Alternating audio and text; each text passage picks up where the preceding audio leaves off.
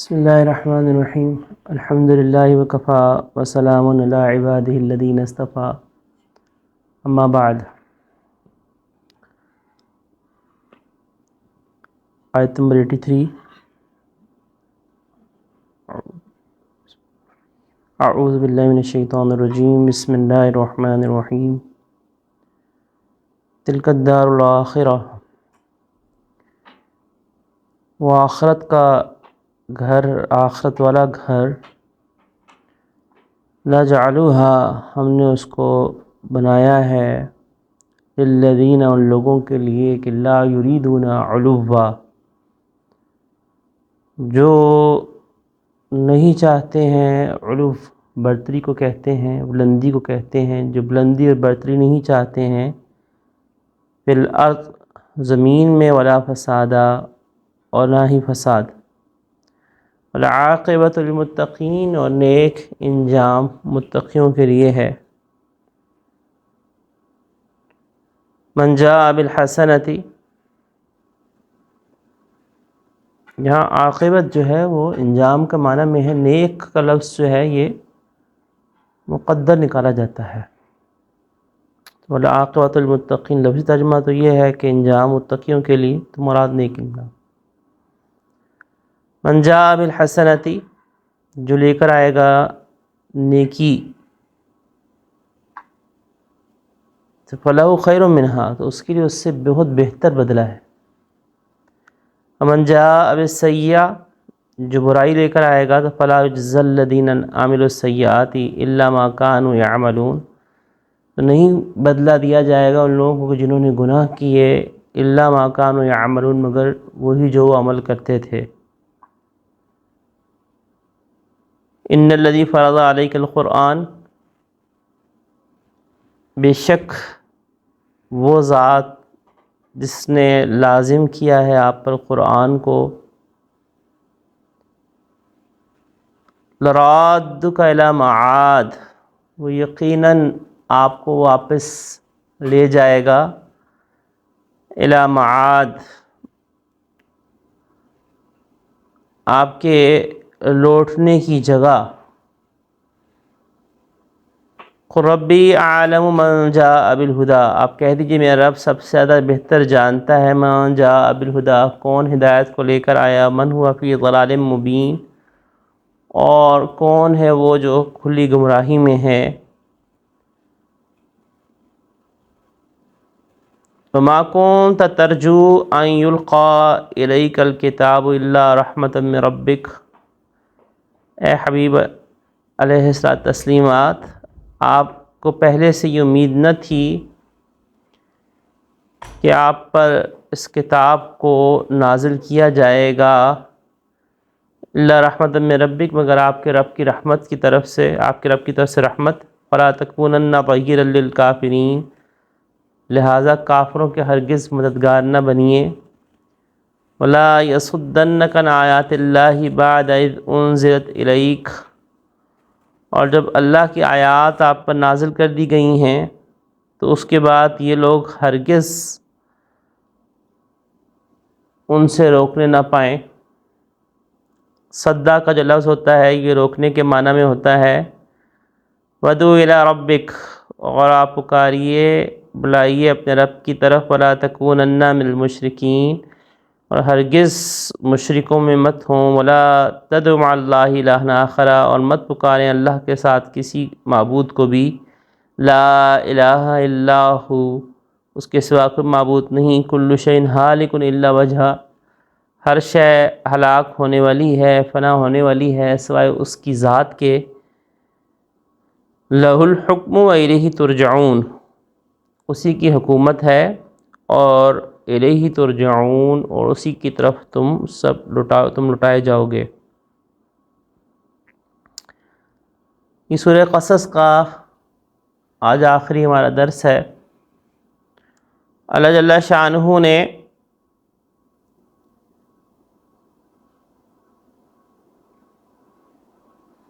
حضرت موسیٰ علیہ السلام کے واقعے سے ابتدا کی، موسیٰ علیہ السلام کے واقعے کو بیان کیا، پھر اس کے بعد آپ علیہ السلام کی نبوت کو، پھر نبوت کے اوپر شبہات کو، پھر توحید کو، اور توحید کو کئی جگہ پر بیان کیا درمیان میں، اس کے ساتھ ساتھ پھر اللہ جل شانہ نے پھر قارون کا واقعہ کو بیان کیا کہ کس طرح سے اس شخص نے جس نے حکومت کی اور سرکشی کی وہ بھی تباہ ہوا، اور جس نے مال کے ذریعے سرکشی کی وہ بھی تباہ ہوا۔ تو اصل فائدہ دینے والی چیز جو ہے وہ اللہ کے ہاں اعمال صالح ہیں۔ چنانچہ اسی لحاظ سے اللہ جل شانہ نے اس قارون کے واقعے کو بیان کر کے بیان فرمایا کہ تلک الدار الاخرہ، کہ وہ آخرت والا جو گھر ہے، یہ نجعلھا یعنی مراد جنت، کہ ہم نے اس کو بنایا ہے ان لوگوں کے لیے کہ لا یریدون علوا فی الارض، جو زمین میں سرکشی نہیں کرتے اور نہ ہی وہ زمین میں فساد کرتے ہیں، والعاقبۃ للمتقین، اور نیک انجام متقیوں ہی کے لیے ہے۔ یہاں پہ اللہ جل شانہ نے جو تذکرہ فرمایا ہے یہ گویا کہ ایک طرح سے پورا نچوڑ ہے ان دونوں واقعات کا اور ان تمام امور کا جو کہ سورت کے بالکل اختتام پہ آ رہا ہے۔ چنانچہ حدیث مبارکہ کے اندر یہ تذکرہ آتا ہے کہ وہ لوگ کہ جو سرکشی چاہتے ہیں زمین میں، ابن ابی حاتم کی روایت ہے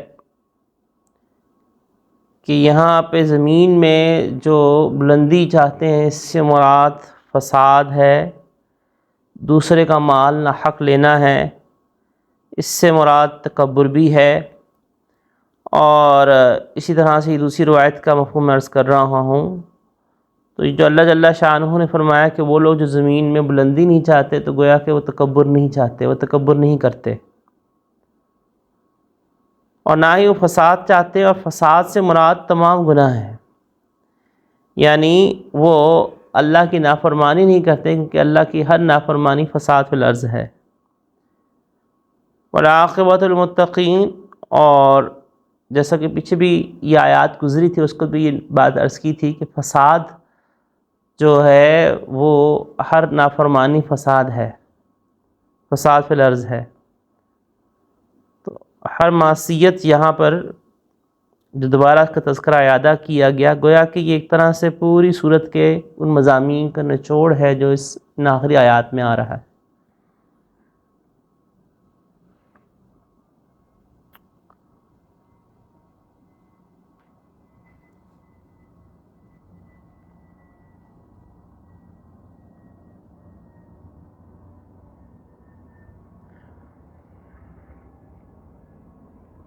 ان الذی فرض علیک القرآن رادک الی معاد، وہ ذات جس نے قرآن کی ذمہ داری آپ علیہ الصلوۃ والسلام پر ڈالی ہے۔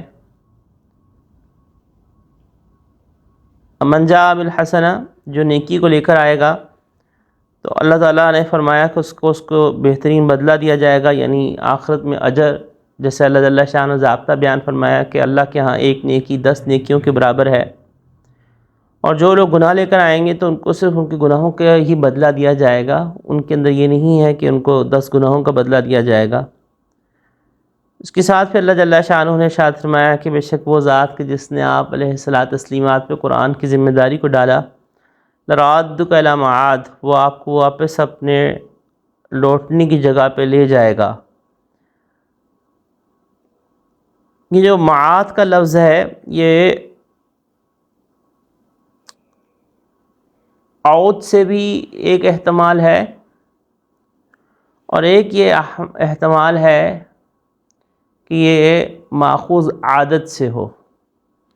تو عادت سے اگر ہوگا تو مطلب یہ ہوگا کہ جہاں پہ انسان کے آنے جانے کی عادت ہے اور جہاں پہ انسان اس آنے جانے کے لحاظ سے مانوس ہو، اسی لحاظ سے بعض مترجمین کا ترجمہ انسیت والی جگہ سے بھی کیا، اور اکثر جو ہے انہوں نے اس کو واپس لوٹنے کی جگہ سے اس لیے کیا کیونکہ یہ آیت مبارکہ جب نازل ہوئی تو جیسا کہ ابن ابی حاتم کی روایت ہے کہ جب نبی کرم علیہ الصلوۃ والتسلیمات مکہ مکرمہ سے ہجرت کے لیے نکلے اور جس وقت آقا علیہ الصلوۃ والتسلیمات جوفہ کے مقام پر پہنچے تو آپ علیہ الصلوۃ والسلام کو مکہ کی یاد آئی، تو اللہ جل شانہ نے اس وقت آپ علیہ الصلوۃ والتسلیمات کے اوپر اس آیت کو نازل فرمایا۔ چنانچہ یہ آیت جوفہ کے مقام پہ نازل ہوئی ہے۔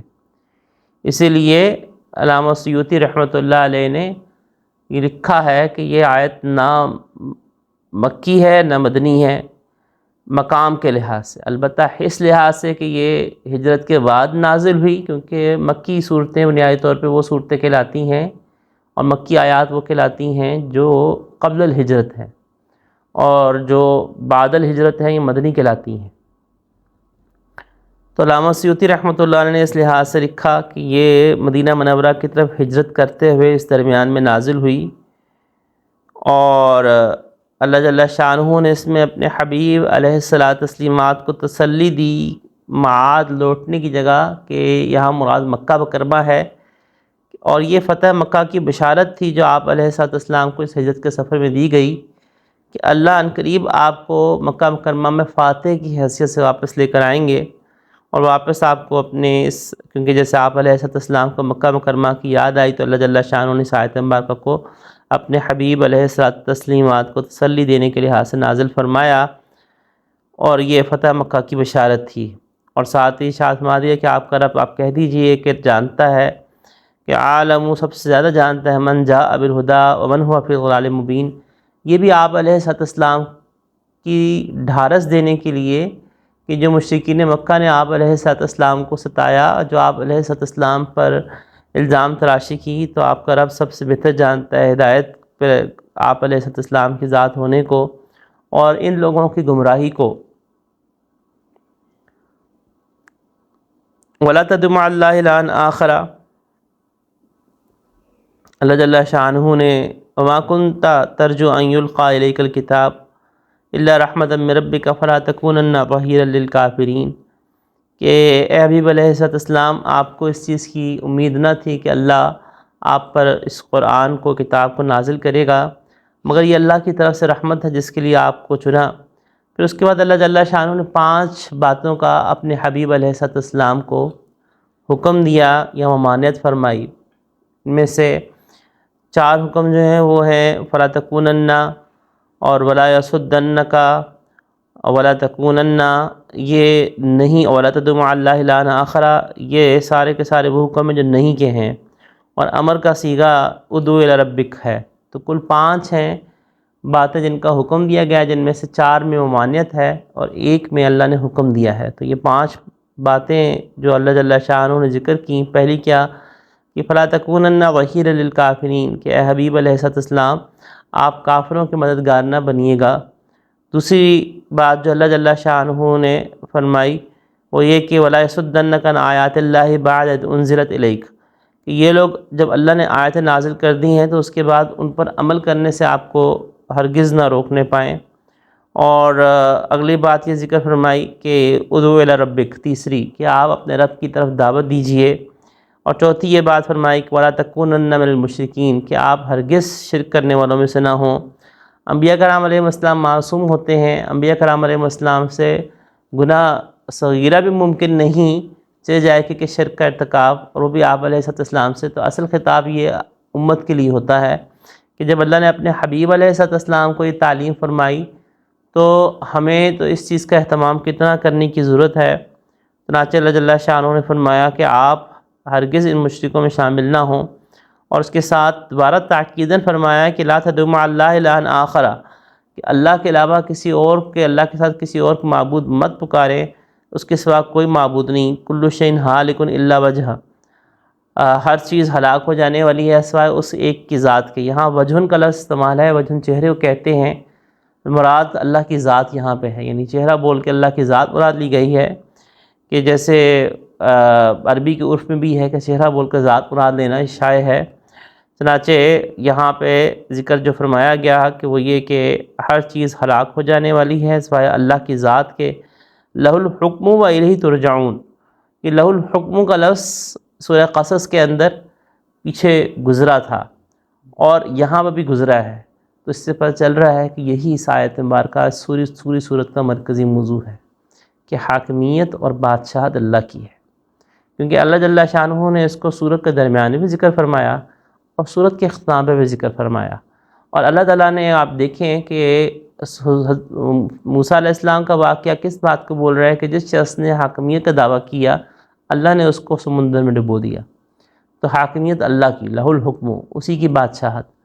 اور اسی طرح سے قارون نے چاہا کہ وہ وقت کے نبی کے خلاف چلے اپنے مال کے ذریعے سے، لہ الحکم، اللہ کا حکم غالب آیا اور اللہ نے بادشاہت غالب ہوئی، اور اللہ نے ان دونوں شخصوں کو جو سمجھتے تھے کہ ہم کبھی نہیں، ہم یہیں پہ رہیں گے، تو ہلاک کر دیا اور ہلاک کر کے دکھایا۔ اور اسی طرح سے اللہ جل شانہ نے ان دونوں کے ساتھ پیغام کس کو دیا کہ اے مشرکین مکہ، نہ تو تم قارون کی طرح مالدار ہو اور نہ ہی تم فرعون کی طرح تمہاری حکومت ہے۔ فرعون کی حکومت تو بہت بڑے علاقے بھی تھی، تمہاری حکومت تو مشرکین مکہ کے سرداروں کی حکومت تو بہت محدود ہے۔ تو اللہ نے گویا کہ پیغام ان دونوں واقعات کو دے کر اس پیغام کو مشرکین مکہ کو دیا، کیونکہ یہ جیسے عرض کیا کہ یہ صورت سب سے آخری صورت مکی ہے مجموعی طور پہ بھی، اور ہجرت کے درمیان میں نازل ہوئی اور ہجرت سے کچھ حصہ پہلے، اکثر حصہ پہلے ہوا، لیکن سب سے آخری مکی صورتوں میں شمار ہوتی ہے۔ تو اللہ نے اپنے حبیب علیہ السلام کہ کو ان واقعات کو بیان کر کے ان مشرکین مکہ کو پیغام دے دیا، ان تمام کفار کو پیغام دے دیا کہ نہ تو تمہاری حکومت ان سے زیادہ مضبوط، نہ تمہارے پاس مال ان سے زیادہ۔ جب اللہ نے ان کو ہلاک کر دیا، قارون نے وقت کے نبی سے دشمنی کی، ہلاک ہوا، اس کا مال اس کو نہیں بچا سکا۔ فرعون نے وقت کے نبی سے دشمنی کی، اس کی حکومت اس کو نہیں بچا سکی۔ لہٰذا تم بھی اللہ کے نبی کرم علیہ السلام کے اوپر جتنی بھی شبہات ہیں ان سب کو دور کرو، ایک اللہ کو پکارو۔ اور اللہ نے ان شبہات کو بھی دور کیا، اور اللہ نے اپنی توحید کو بیان کرتے ہوئے سورت کا اختتام کیا کہ اسی کی طرح تمہیں سب کو لوٹایا جائے گا، تو تم اسی کی بات کو مانو اور اسی کی اتباع کرو۔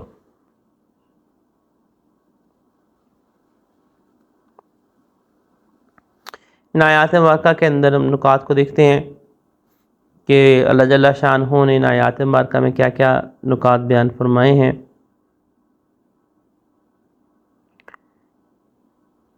تلک الدار الآخرہ، اللہ جل شانہ نے سب سے پہلے یہاں پہ جنت کا تذکرہ فرمایا، اور جنت کے لیے اللہ نے یہاں پہ تلکا کا لفظ استعمال کیا ہے۔ تو اللہ جل شانہ نے تلکا کا جو لفظ استعمال کیا ہے، عربی زبان میں تلکا اسم اشارہ ہے، اور یہ اسم اشارہ کے اندر یہاں پہ لام استعمال ہوا ہے جو عام طور پہ کسی چیز کی دوری کو بتانے کے لیے استعمال کیا جاتا ہے، لیکن یہاں پہ اللہ جل شانہ تلکا میں لام کو کیوں لے کر آئے ہیں؟ جنت کی عظمت کو بتانے کے لیے۔ تو تلک الدار الآخرہ میں پہلا نقطہ اور پہلو جو ہے وہ جنت کی عظمت کا ہے کہ وہ جنت سب سے عظمت والی ہے، وہ دار آخرت سب سے عظمت والا ہے کہ جس کے اندر تمہیں تمہارے اعمال کا بدلہ دیا جانا ہے۔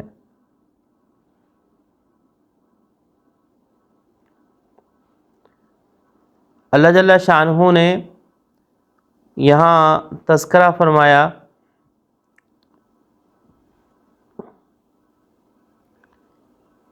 کہ نجعلها للذین لا یریدون علوا فی الارض ولا فسادا، کہ ہم نے اس دار کو بنایا ہے ان لوگوں کے لیے کہ جو تکبر نہیں کرتے اور فساد نہیں کرتے۔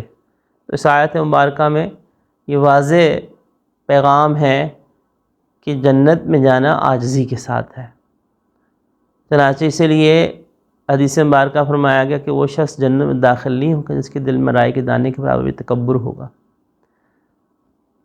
تو داخل نہ ہونے سے مراد کیا ہے کہ وہ اپنی سزا بھگتے گا، اور اللہ تعالیٰ جہنم میں اس کے تکبر کو توڑ کے پھر اگر اہل ایمان ہوگا تو چلا جائے گا۔ تو اس سے بہت بہتر ہے کہ انسان دنیا میں تکبر سے توبہ کر لے اور عاجزی اختیار کرے، اللہ کے آگے جھک جائے، اپنی انانیت سے باہر نکل آئے، میں سے باہر نکل آئے، اپنی میں کو مٹائے۔ اور جیسے پیچھے بھی عرض کیا تھا کہ تکبر کو ختم کرنے کے لیے سب سے آسان نسخہ یہ ہے کہ جس چیز کا تکبر ہے اسی چیز کے اندر جو سب سے اس میں یعنی کم لوگ ہیں، اس سے کم لوگ ہیں، ان کی خدمت کرے، ان کی خدمت کرے. ان کی جب خدمت کرے گا، اپنے آپ کو مٹائے گا، تو اس کے اندر سے اس چیز کی میں نکلے گی، پھر اس چیز کا تکبر نکلے گا. کسی کے اندر مال کا تکبر ہے تو غریبوں کی جا کے خدمت کرے، ان کی جوتیاں سیدھی کرے، ان کے کام کرے، جا کے نفس کے اوپر پتھر رکھے اور جا کے کام کرے. کسی کے اندر جو ہے وہ علم کا تکبر ہے نا، تو جا کے ان لوگوں کی جا کے جوتیاں سیدھا کرے کہ جو علم والے نہیں ہیں، ان کی جا کے جوتیاں سیدھا کرے. علم والوں کی جوتیاں تو ہر کوئی سیدھا کر دیتا ہے، اساتذہ کی جوتیاں تو ہر کوئی سیدھا کر دیتا ہے نا. تو عاجزی تو پیدا ہوگی، جا کے ان لوگوں کی جوتیاں سیدھا کرو، پھر اپنا علم کا تکبر مٹے گا. ان کی جا کے خدمت کرو. کسی کو اپنے حسن کا تکبر ہے تو اسی کی طرح سے عمل کرے. تو یہ خدمت کرنا جو ہے نا، یہ بڑا آسان سا نسخہ ہے مٹا کے خدمت کرنا، تکبر کو دور کرنے کا.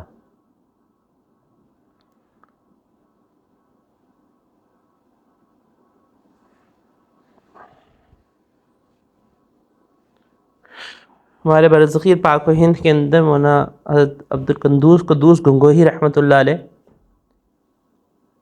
بہت بڑے بزرگ گزرے ہیں، اور کافی سلاسل ان کے اوپر جا کے جڑتے ہیں. مشائخ چشت میں ان کا بڑا نام ہے. تو ان کے شیخ کے جو بیٹے تھے، وہ زندگی کے اندر انہوں نے اپنے والد سے استفادہ حاصل نہیں کیا، جیسے اکثر ہوتا ہے کہ گھر کی مرغی دال برابر، کہ جو بڑے مشائخ ہوتے ہیں بسا اوقات ان کی اولاد جو ہے یا ان کے گھر والے جو ہیں وہ ان کو اہمیت نہیں دیتے، اور اس وجہ سے وہ استفادہ ہی نہیں کر پاتے، یہاں تک کہ وہ دنیا سے چلے جاتے ہیں.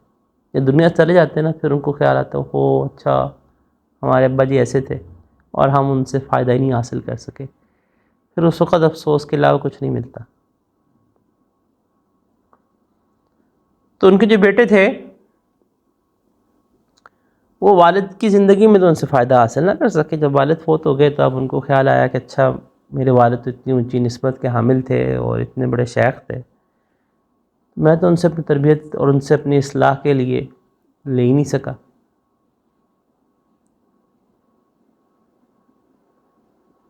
دیکھیں، ایک اصلاح ہوتی ہے جو شیخ مرید کی ہوتی ہے، ایک وہ اصلاح ہوتی ہے جو باپ بیٹے کی ہوتی ہے. باپ بیٹے کی اصلاح مرید شیخ بن کے نہیں کرتا، باپ بیٹے کا رشتہ ہو رہا ہے. اس لیے بعض مشائخ نے لکھا ہے کہ چاہے وقت تو کتب ہی کیوں نہ ہو، اس کا بیٹا اگر اسی سے بیعت ہے تو اس سے نفع. یعنی 3 اشخاص کا لکھا ہے، 3 بندوں کا، کہ اگر شیخ کامل ہی کیوں نہ ہو، بہت بڑا اللہ کا ولی ہی کیوں نہ ہو، 3 اشخاص وہ ہیں کہ جو اکثر، یعنی لازمی نہیں، اکثر ہی ہے کہ اکثر محروم رہ جاتے ہیں. نمبر 1 بیوی. بیوی کیوں؟ بیوی جو ہے وہ اپنے شوہر کو شیخ کی نظر سے نہیں دیکھتی، چاہے کتنا ہی بڑا کیوں نہ ہو. وہ کہتی اچھا رات کو تو اس سے میرے پاس آنا ہے، چھوڑو. وہ تو اس کے اندر وہ چیز نہیں ہوتی، اس کی وجہ سے وہ محروم رہ جاتی ہے اس سے استفادہ کرنے سے. نمبر 2 بیٹا، اولاد. ہمارے ابا جی تو ہیں، گھر میں ہوتے ہیں وہ. اور تیسرا ہے خادم. اچھا خادم کی کیا وجہ ہے؟ خادم کی محروم ہے، خادم کو تو بڑی دعائیں ملنی چاہیے. خادم تب محروم رہتا ہے جب وہ خدمت کو بوجھ سمجھتا ہے، اور جب خدمت کو بوجھ سمجھنا شروع ہو جاتا ہے نا، پھر اس کو خدمت نفع نہیں دیتی. جب خدمت کو بوجھ سمجھتا ہے نا تو پھر اس کو خدمت نفع نہیں دیتی. اسی لیے ہمارے مشائخ کی ترتیب تھی کہ وہ خدمت کے لیے نا زبردستی کبھی بھی نہیں. وہ کہتے جو دل سے آئے خدمت کرنے کے لیے تو اس کو وہ اپنے آپ کو پیش کرے. بسا اوقات اس قسم کی کیفیت کے اندر کہ جب انسان کے اندر دل سے خدمت نہ کرنا چاہ رہا اور یعنی بوجھ سمجھنا شروع ہو جائے تو پھر الٹا نقصان ہو جاتا ہے.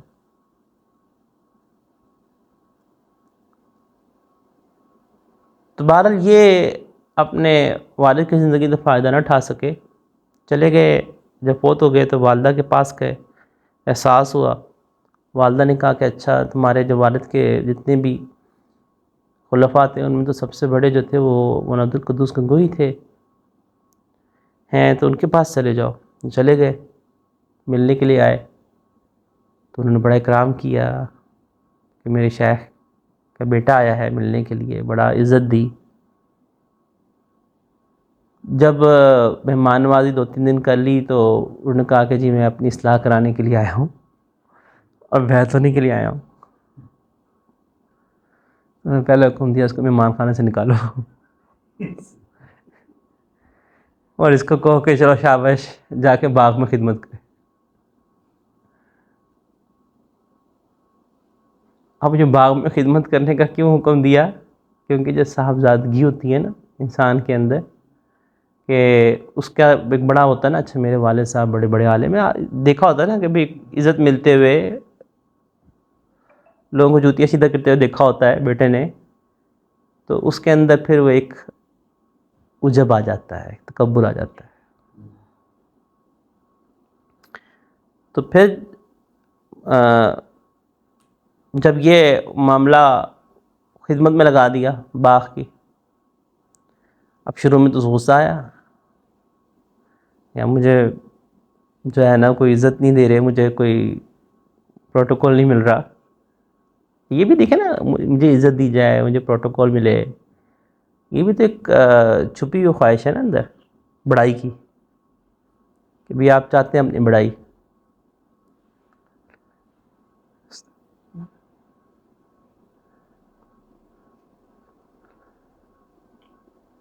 کچھ دن تو برا لگتا رہا، پھر آہستہ آہستہ ظاہر نس مٹتا ہے، پھر میں مٹنا شروع ہوتی ہے۔ 2-3 مہینے خدمت میں لگے رہنے دیا، کچھ نہیں پوچھا اس۔ وہ طویل قصہ ہے۔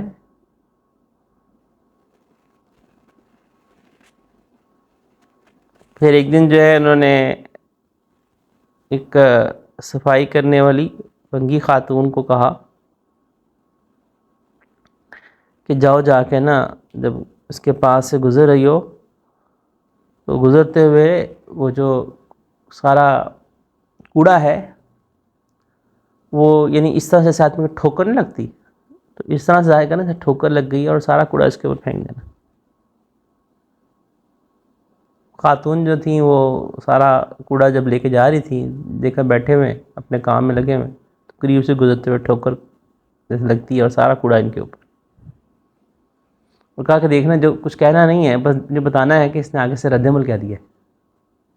مشائخ سے تربیت کرتے ہیں، تربیت میں نے پہلے بتایا تھا انجیکشن نہیں ہوتا، سیدھا لگا دیا اور اصلاح ہو گئی چل باہر، یہ نہیں ہوتا۔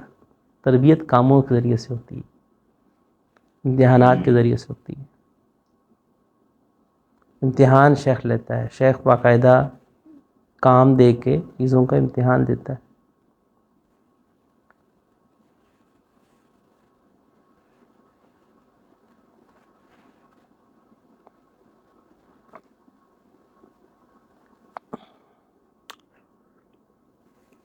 تو یہ غصے میں آ گئے، اس کو ٹھیک ٹھاک سنا دی، تم دیکھ کے نہیں چلتی، میں نے کپڑے نئے پہنے ہوئے تھے، سارے میرے کپڑے خراب کر دیے۔ انہوں نے آ کے بتایا کہ خاتون نے کہ جی کوڑا پھینکا تھا، غصے میں شدید ہے، کہے کہ نہیں ابھی اصلاح کوئی نہیں ہوئی اس کی، ابھی اندر سے اچھی خاصی میں ہے۔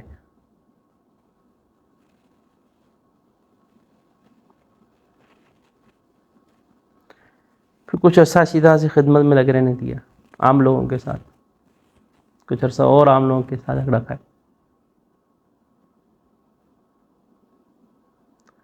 کچھ عرصہ عام لوگوں کے ساتھ اور رگڑا کھانے کے بعد پھر اسی طرح سے پھر ایک دفعہ پھر کہا خاتون کو، 3-4 ماہ گزر گئے، 5-6 ماہ گزر گئے، پھر کہا کہ جا کے اسی طرح سے نا پھر اس پہ پھینک دینا۔ اب پھینکا تو اب اس نے صرف گھور کے دیکھا، کہا کچھ نہیں، کہا تو کچھ نہیں، بس صرف گھور کے دیکھا ہے، کہا ابھی بھی اصلاح نہیں ہوئی، ابھی بھی اندر ہے میں۔ پھر کچھ عرصہ اس کو اسی طرح سے خدمت میں لگے رہنے دی۔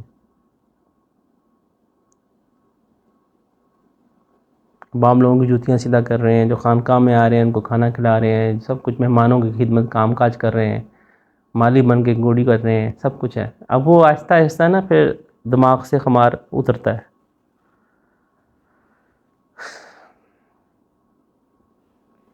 پھر کچھ عرصے بعد دوبارہ اسی طرح سے کہا،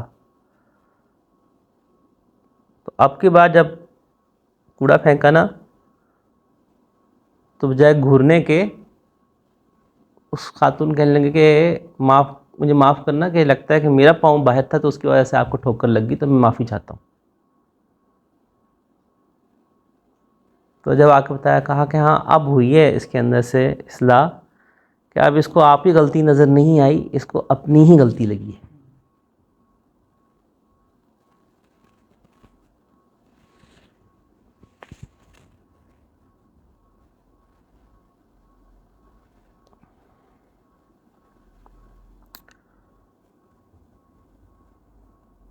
اگلا نقطہ، لا یریدون علوا فی الارض ولا فسادا۔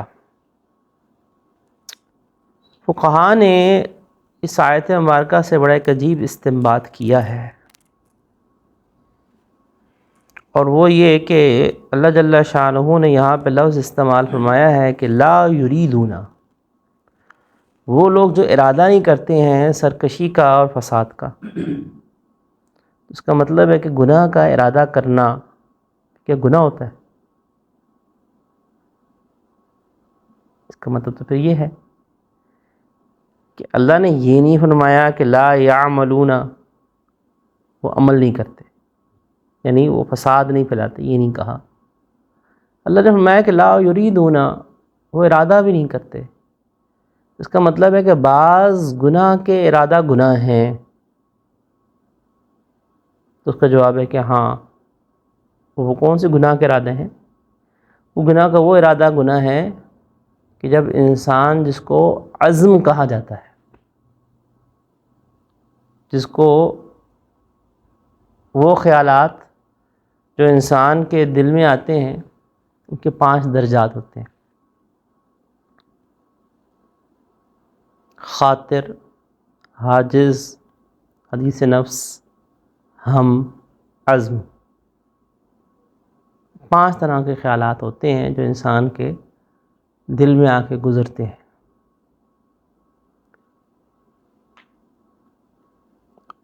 خاطر کی مثال تو اس طرح دی جاتی ہے کہ خیال آیا اور ہوا کے جھونکے کی طرح چلا گیا۔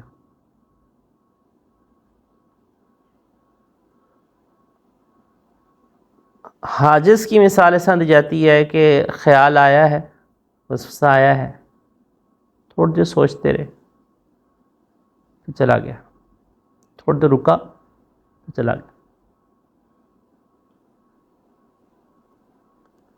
اور حدیث نفس کی مثال اس طرح دی جاتی ہے کہ خیال آیا، وسوسہ آیا، تھوڑی دیر سوچتا بھی رہا، پھر اس وسوسے کو یا نفی کی، تردید کی، جیسے گناہ کا وسوسہ ہے نا، جھٹلا دیا، کچھ دیر سوچتا رہا جیسے کہ نہیں نہیں نہیں گناہ نہیں کرنا، یا اس طرح سے جو بھی اس کو جھٹلا دیا یا اس کو جھٹکنے کی طرف توجہ کی ہے، تھوڑا شیطان نے دوبارہ وسوسہ ڈالا، اس نے پھر جھٹک دیا، پھر وسوسہ ڈالا، اس نے جھٹک دیا۔ یہ حدیث نفس ہے۔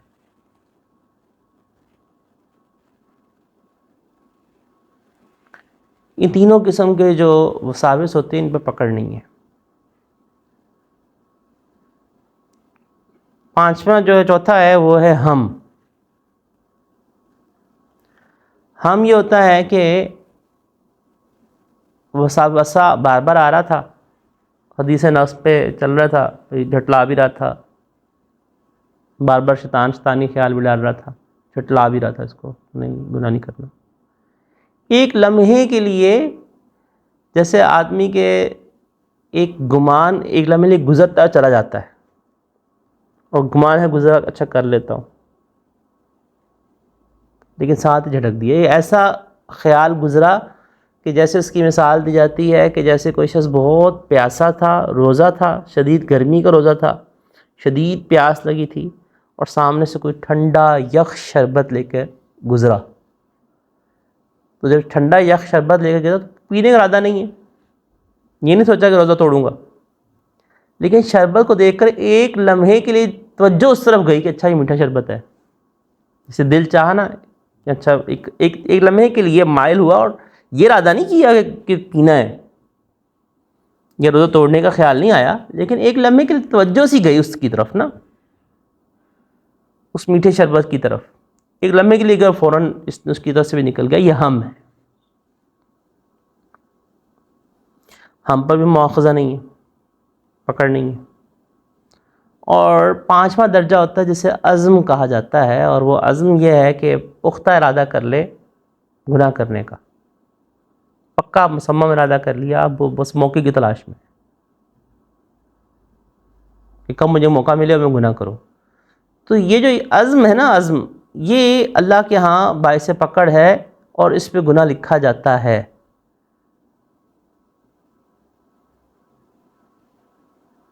یعنی گناہ جو عزم کے اوپر لکھا جاتا ہے وہ بعینی وہ گناہ نہیں لکھا جاتا، لیکن گناہ کا ارادہ کرنے کا گناہ لکھا جاتا ہے، یعنی بعینی اس فعل کا جو گناہ ہے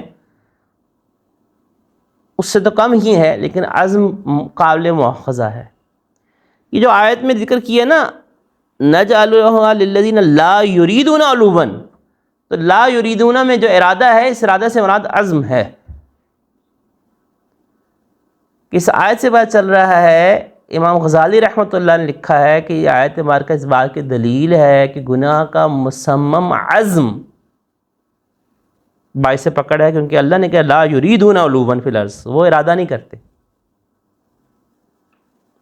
تکبر کا اور فساد کا۔ فساد سے معصیت ہے کہ معصیت کا ارادہ نہیں کرتے، اس کا مطلب ہے کہ معصیت کا ارادہ باعث پکڑ ہے، تو جو باعث پکڑ ارادہ ہے وہ یہ عزم ہے۔ اس کی مثال یوں سمجھیں کہ جیسے چور چوری کرنے کے لیے اپنے گھر سے باہر نکل گیا، کوئی چوری تو نہیں کی لیکن گھر سے باہر نکل گیا، چل پڑا مکان کی طرف چوری کرنے کے لیے، تو ابھی چوری کا فعل تو نہیں کیا لیکن چل تو پڑا ہے نا، تو یہ جو چلنا ہے یہ عزم ہے، یہ باعث پکڑ ہے۔ ایک شخص نے زنا کیا نہیں، زنا کرنے کے ارادے سے گھر سے نکل گیا، تو جس طرح اس نے زنا کرنا ہے، ابھی زنا کا فعل تو نہیں کیا لیکن زنا کے ارادے سے نکل تو پڑا ہے، تو یہ عزم ہے، یہ باعث پکڑ ہے۔ اگرچہ زنا کا گناہ نہیں مل رہا لیکن یہ قدموں کا زنا ہے، جیسے حدیث سے فرمایا گیا نا کہ قدموں کا زنا کے لیے چلنا اور پاؤں کا زنا ہے نا، تو یہ پاؤں کا زنا ہے کہ بھئی بعینی وہ زنا تو نہیں ہوا لیکن پاؤں زنا کے کام کے لیے تو چل پڑے نا ارادہ کر کے۔ چوری کا بعینی گناہ تو نہیں ہوا لیکن چوری کے ارادے سے چل تو پڑے۔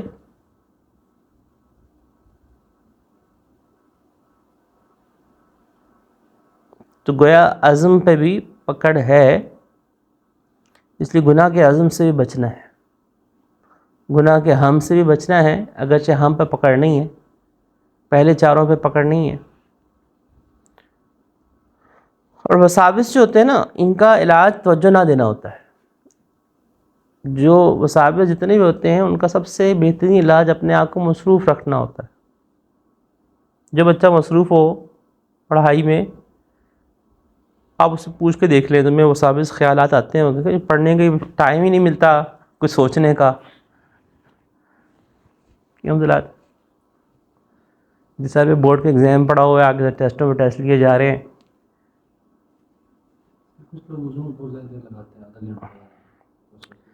وہ وہم کی بیماری ہوتی ہے، علاج ہو جاتا ہے اس کا، ہپنوسس سے اس کا علاج میں کرتا ہوں۔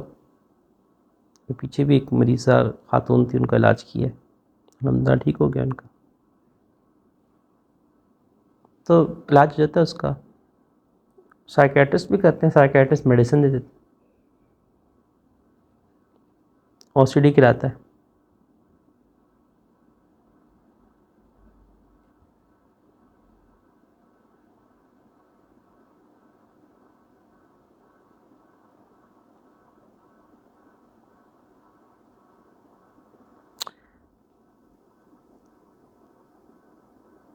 اگلا نقطہ وہ یہ ہے کہ لا یریدون علوا فی الارض ولا فسادا، کفر اور معاصی زمین میں فساد کا سب سے بڑا سبب ہیں۔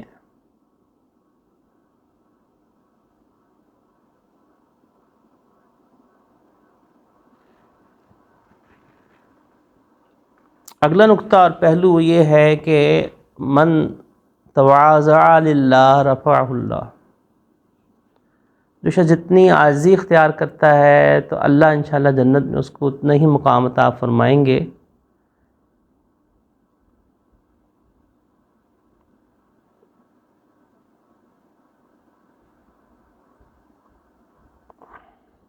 چنانچہ انسان کو چاہیے کہ وہ دونوں ہی سے بچے، تکبر سے بھی بچے اور معاصی سے بھی بچے۔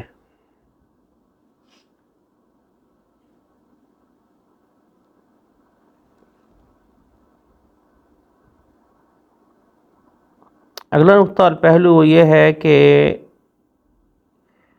تکبر اور سرکشی یہ اکثر گناہوں کی بنیاد ہے۔ تکبر جب انسان میں آتا ہے تو بہت زیادہ اور کئی گناہ اس کے ساتھ آ جاتے ہیں۔ تکبر ایک گناہ تک نہیں رہتا، اسی لیے مشائخ کی اصطلاح میں تکبر کو ام الامراض کہا گیا ہے۔ جس طرح شراب ام الخبائث ہے، اس طرح سے روحانی طور پر ام الامراض سب سے بڑا جو مرض ہے وہ تکبر ہے۔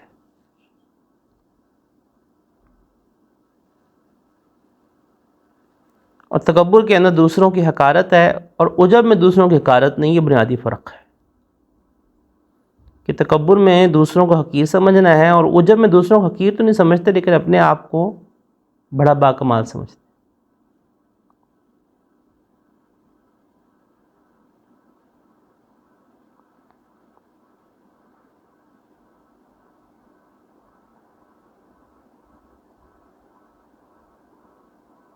والعاقبۃ المتقین،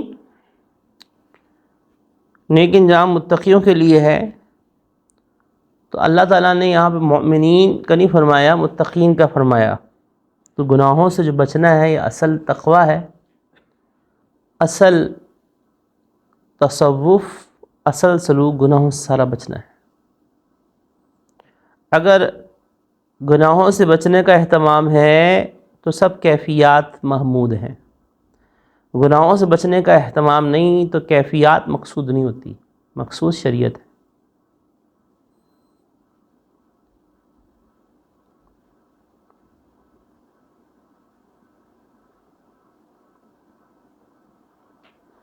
من جاء بالحسنہ ولو خیر منہا،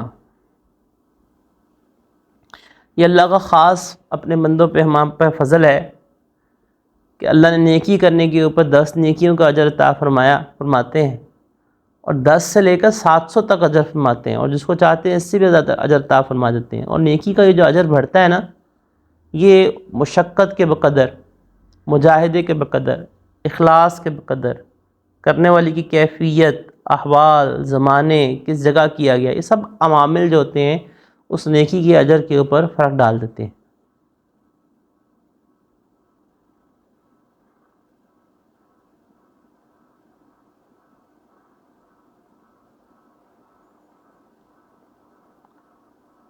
اللہ جل شانہ نے یہ فرمایا ہے کہ من جاء بالحسنہ، جو نیکی لے کر آئے گا۔ اللہ نے یہ نہیں کہا جو نیکی کرے گا، اللہ نے کہا من جاء بالحسنہ، جو نیکی لے کر آئے گا۔ اس کا کیا مطلب ہے؟ اشارہ اس طرف ہے بہت ممکن ہے کہ انسان نیکی تو کرے مگر اس کے اعمال میں بچے نہ، نیکی تو کرے لیکن اللہ نے قبول ہی نہیں کی، اخلاص نہیں تھا، عقیدہ صحیح نہیں تھا، بیسی وجوہات ہو سکتی ہیں۔ اس نے حسد کر لیا یا اور بھی وجوہات ہیں ہو سکتی ہیں۔ حبط اعمال سے اللہ تعالیٰ ہم سب محفوظ فرمائے۔ تو نیکی لانے کا فرمایا ہے کہ جو نیکی لے کر آئے، اس کے اعمال نامے میں نیکی بچی بھی رہے اور قبول بھی ہوئی ہو، نیکی کرنے کا نہیں فرمایا۔ تو انما الاعمال بالخواتیم، اعتبار جو ہے وہ خاتمے کا ہے۔ اسی طرح سے من جاء بالسیئہ فرمایا ہے، جو گناہوں کو لے کر آئے۔ اس کا مطلب کیا ہے؟ کسی سے گناہ تو ہوا لیکن توبہ کر لی، جب توبہ کر لی تو التائب من ذنب کمن لا ذنب لہ،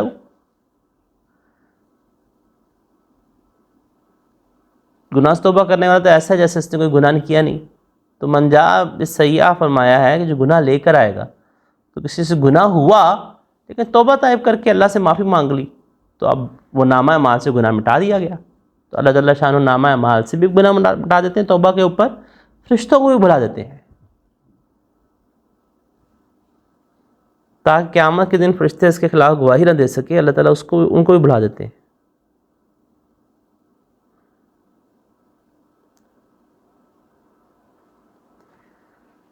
ان الذی فرض علیک القرآن،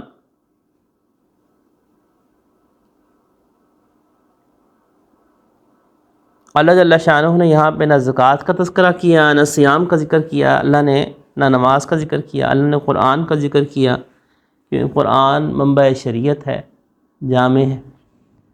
تو اللہ جل شانہ نے قرآن کی عظمت کو بیان فرمایا.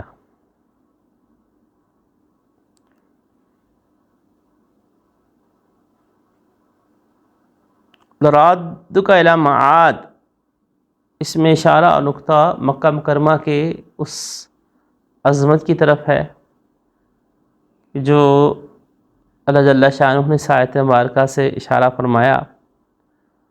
جہاں تک تعلق ہے نبی اکرم علیہ الصلوۃ تسلیمات کو مکہ مکرمہ کی یاد آنے کا، تو محدثین نے ان احادیث مبارکہ میں جن میں آپ علیہ الصلوۃ تسلیمات نے مکہ مکرمہ کو یاد فرمایا، اس سے محدثین نے استنباط کیا ہے، استدلال کیا ہے وطن کی محبت کا.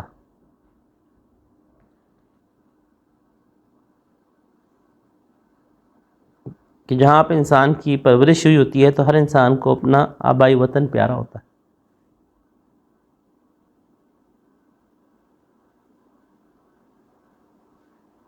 اگرچہ مکہ مکرمہ کی حیثیت صرف آبائی وطن کی نہیں تھی، یہ تو ام القریٰ ہے، بیت اللہ ہے.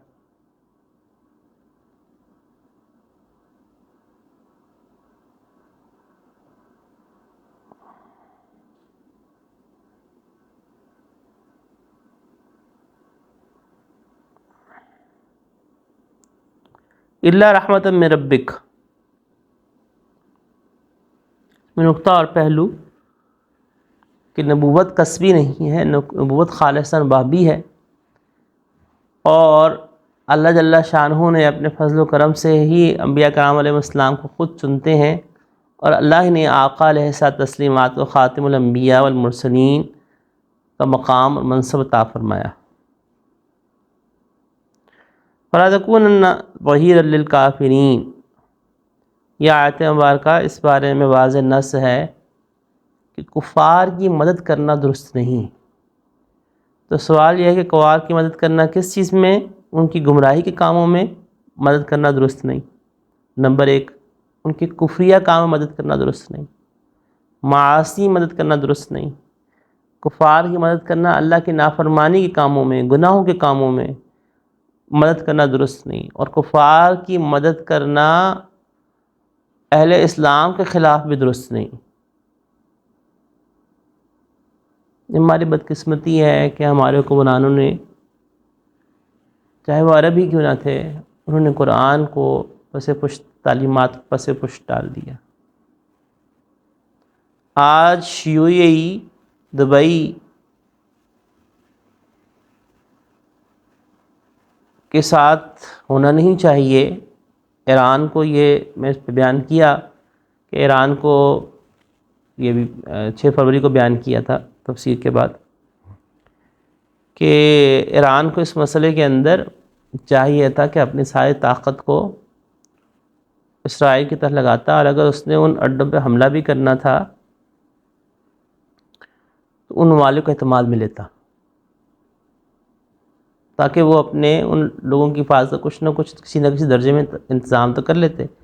لیکن ایران اب شہری آبادیوں میں بھی حملہ کر رہا ہے. سعودی عرب کے اندر دوبارہ پھر شہری آبادی میں حملہ ہو رہا ہے. یعنی جو آئل فیکٹری ہے اس کو تباہ کرنے کوئی تک نہیں ہے. وہ کون سا امریکی بیس تھی؟ اگرچہ جیسے میں نے بتایا کہ پلان پورا گریٹر اسرائیل کا ہے، سارا مسئلہ اس کا ہے.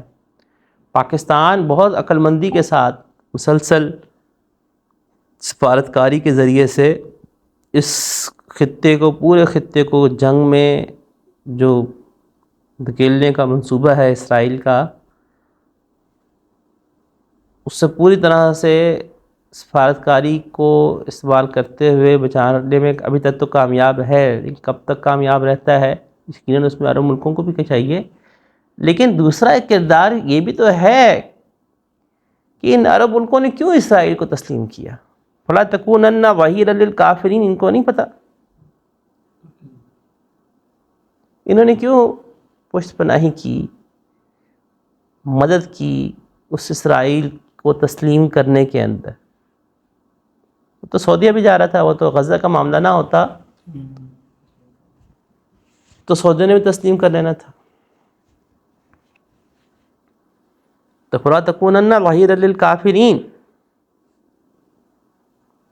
کفار کی ممانعت کرنے سے اللہ نے ان کی مدد کرنے سے تاکید کے ساتھ منع فرمایا ہے۔ ہاں، جو ایسے کام ہیں کہ جو گناہ کے نہیں ہیں، ایسے کام کہ جن کے اندر ان کے ساتھ مدد کرنے سے مسلمانوں کے خلاف مدد نہیں ہوگی، تو ان میں کفار کے ساتھ معاملہ کرنے، مثلا کوئی کافر زخمی ہے تو اس کی علاج کرنے میں، اس کی مدد کرنے میں، اس کو ہسپتال پہنچانے میں کوئی حرج کی بات نہیں، انسان ہے۔ کوئی کافر جو ہے وہ اس کو کوئی کام کی ضرورت، مثلا اس کو پیاس لگ رہی ہے، اس نے آپ سے پانی مانگ لیا، اس کو پانی دینے میں کوئی حرج کی بات نہیں، بلکہ ایک اخلاق کا تقاضا ہے کہ دینا چاہیے، اور اس نیت سے دینا چاہیے کہ ہو سکتا ہے کہ ہمارے ساتھ قریب ہوں، اور اسلام کی نیت کر کے اور اپنے سے قریب کرنے کی نیت سے ان کے ساتھ حسن اخلاق والا معاملہ رکھا جائے۔ جیسے آپ علیہ السلام نے کیا کہ آپ علیہ السلام کے پاس ایک مسافر تاجر آیا، مسلمان نہیں تھا، اور ابو جہل نے اس کے پیسے دبا لیے، اور دبائے اس لیے تھے کہ ہم یعنی باقاعدہ پلاننگ کر کے دبائے، اور ان کو پتہ تھا کہ آپ علیہ السلام مظلوموں کے ساتھ کھڑے ہوتے ہیں۔ چنانچہ جب وہ اس کو باقاعدہ سے مشورہ دیا کہ آپ علیہ السلام کے پاس جاؤ، وہ مدد کریں گے، اب وہ تو اجنبی تھا، وہ چلا گیا آپ علیہ السلام کے پاس، اور آپ علیہ السلام نے اس کی بات سنی اور کہا کس نے ہمارے پیسے روکے ہوئے؟ کہا ابو جہل نے۔ ابو جہل بدترین دشمن ہے آپ علیہ السلام کا، مگر آپ علیہ السلام مظلوم کے ساتھ کھڑے ہوئے، اور وہ مظلوم غیر مسلم ہے، مسلمان تو نہیں ہے۔ تو آپ علیہ السلام اس کے ساتھ گئے اور ابو جہل کا دروازہ بجایا، اور ابو جہل کا دروازہ جو کھٹکایا اور ابو جہل باہر نکلا، اور مشرکین مکہ نے چونکہ سب پلان کیا تھا، وہ انتظار میں تھے کہ ہم ٹھٹا اڑائیں گے، مذاق کریں گے۔ ابو جہل جب نکلا باہر تو اس کا رنگ اتنا پیلا پڑ گیا جیسے اس نے موت کو دیکھ لیا، اور آقا علیہ السلام نے صرف ایک جملہ ارشاد فرمایا کہ اس کا حق اس کو دو واپس۔ وہ اندر گیا، پیسے اٹھائے اور جا کے اس کو دے دیے۔ آقا علیہ السلام واپس چلے گئے۔ لوگوں نے اس سے پوچھا کہ ہم نے تو یہ سوچا ہوا تھا کہ ہم مذاق کریں گے اور یہ کریں گے۔ کہا کہ نبی کرم علیہ السلام کے پیچھے اتنا بڑا ایک اونٹ کھڑا ہوا تھا کہ میں نے کبھی اتنا خوفناک اونٹ نہیں دیکھا، اور وہ میری گردن کو دبوچنے کے لیے اس اونٹ کا جو منہ تھا وہ بالکل میرے منہ کے قریب تھا، تو مجھے اندیشہ ہوا کہ اگر میں نے ایک لفظ بھی منہ سے نکالا تو اس اونٹ نے میری گردن دبوچ لینی۔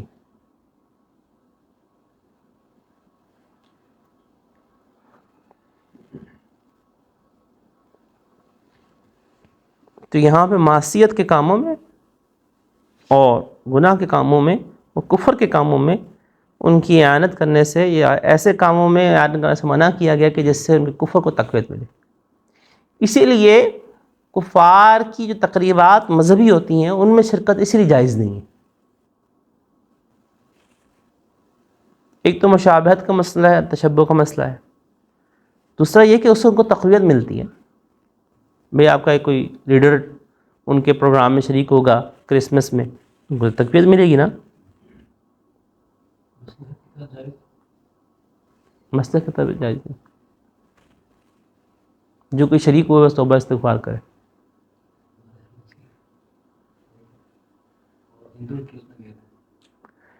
قریب میں کون؟ جنرل عاصم منجی صاحب. بس دیکھیں کسی کا فعل حجت نہیں ہے، مسئلہ ہے.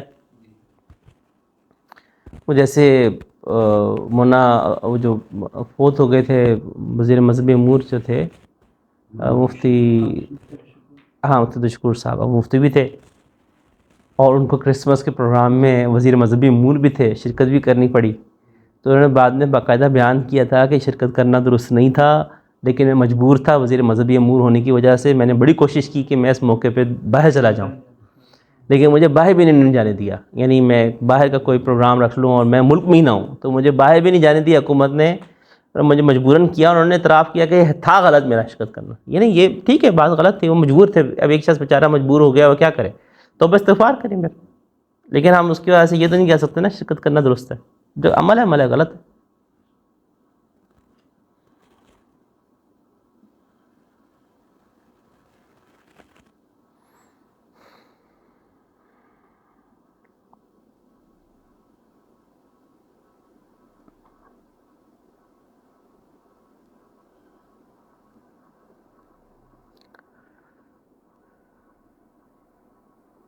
وَلَا يَصُدَّنَّكَ عَنْ آيَاتِ اللَّهِ بَعْدَ إِذْ أُنزِلَتْ إِلَيْكَ.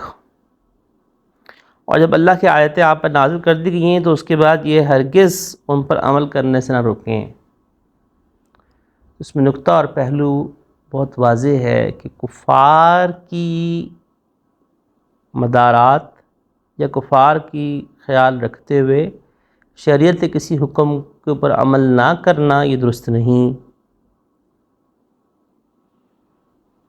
ہم کہیں کہ جی اچھا چلو نماز نہ پڑھو یار، ان کا خیال کر لو، درست نہیں. یا ہم کہیں کہ چلو جی یہاں پہ کفار مطالبہ کریں کہ جی آپ یہاں پہ جو ہے نا اس سال قربانی نہ کریں، ہمارا دل دکھتا ہے. تو وَلَا يَصُدَّنَّكَ عَنْ آیَاتِ اللَّهِ، اللہ کی آیات کے اوپر عمل کرنے سے ہرگز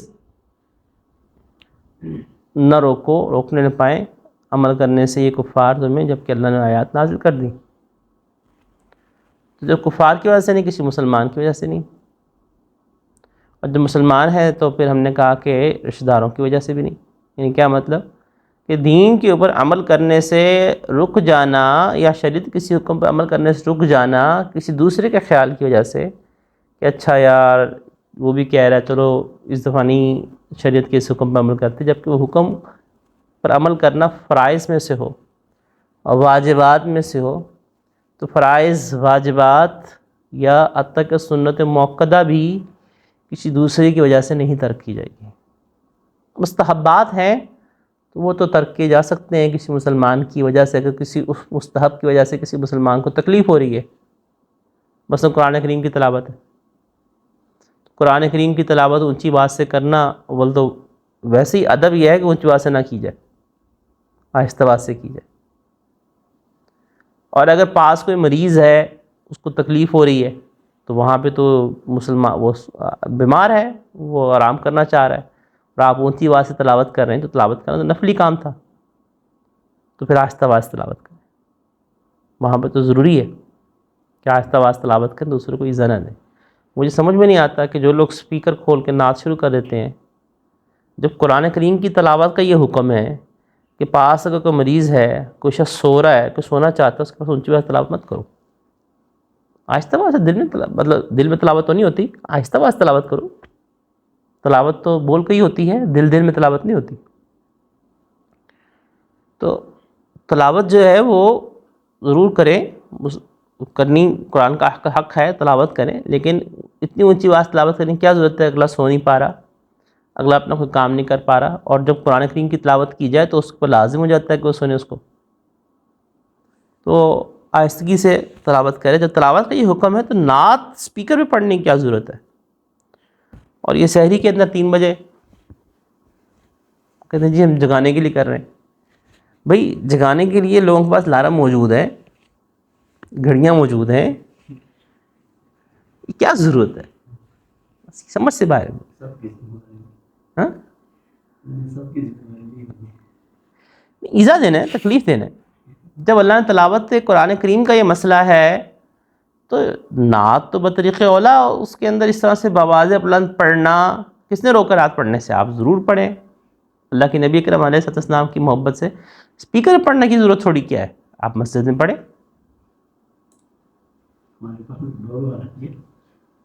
ڈھول بس یعنی محلے والوں نے اگر مقرر کیا ہوا ہے تو اور بات ہے، ورنہ ان چیزوں کے اندر دھیان رکھنا بڑا ضروری ہے۔ بہرحال تو خیر ضمن دوسری بات ہوگی کہ شریعت کے اوپر حکم جو فرائض ہوتے ہیں، واجبات ہوتے ہیں اور سنت موقدہ بھی، ان کا ترک کسی مخلوق کی وجہ سے درست نہیں ہے۔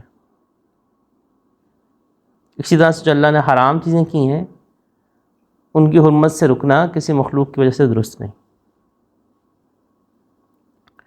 ادعو الی ربک،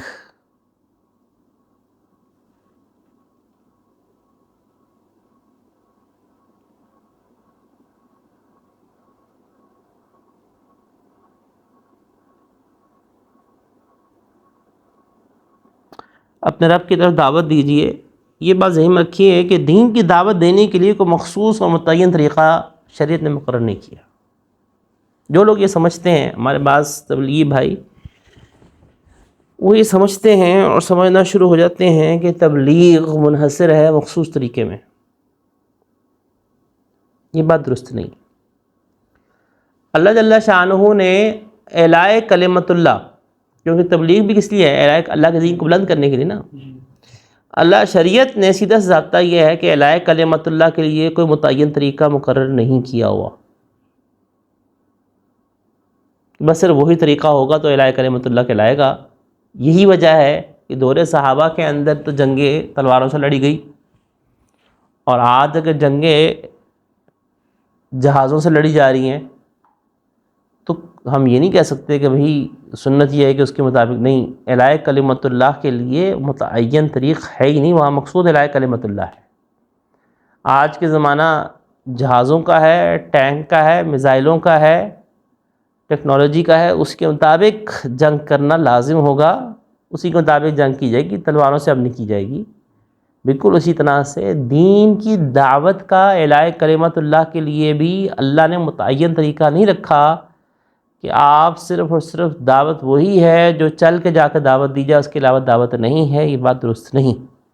کیوں؟ اللہ کے نبی کرم علیہ السلام نے اس زمانے کے اندر جو ذرائع تھے ان کو استعمال فرمایا۔ آپ علیہ السلام نے مکاتیب بارکہ کو بھی لکھ کے دعوت دی ہے، اور آپ علیہ السلام بنفس نفیس دعوت دینے کے لیے بھی گئے۔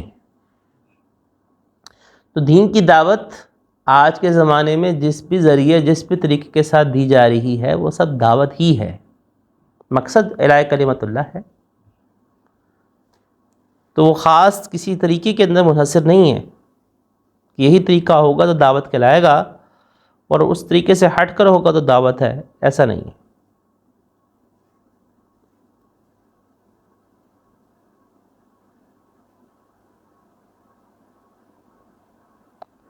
لا تدعوا مع اللہ الہا آخر، اللہ نے فرمایا کہ اللہ کے ساتھ کسی کو بھی شریک نہ کرو اور نہ پکارو، کیونکہ شرک صرف بتوں کے ساتھ خاص نہیں ہے، بلکہ غیر اللہ کو اللہ کی ان صفات مختصہ میں شریک کرنا، چاہے وہ غیر اللہ کوئی مقرب ولی ہوں، نبی ہوں، یا کوئی بت ہو، تو غیر اللہ کو اللہ کے ذات کے ساتھ شریک کرنا اللہ کی ان صفات مختصہ کے اندر وہ شرک ہے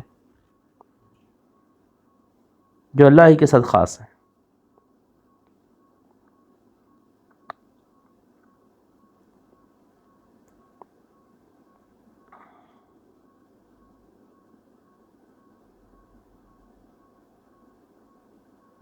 کل شیء ہالک الا وجہ، ہر چیز نے فنا ہونا ہے، اور بادشاہت صرف اور صرف ایک اللہ ہی کی ذات کی ہے۔ لہ الحکم و الیہ ترجعون، تمام بادشاہت اور حاکمیت صرف اور صرف اللہ ہی کی طرف لوٹتی ہے، اسی کی بادشاہت ہمیشہ رہنے والی ہے۔ انسان آتے رہیں گے، جاتے رہیں گے، چلتے رہیں گے، ختم ہوتے رہیں گے، ہمیشہ رہنے والی ذات صرف ایک اللہ کی ہے۔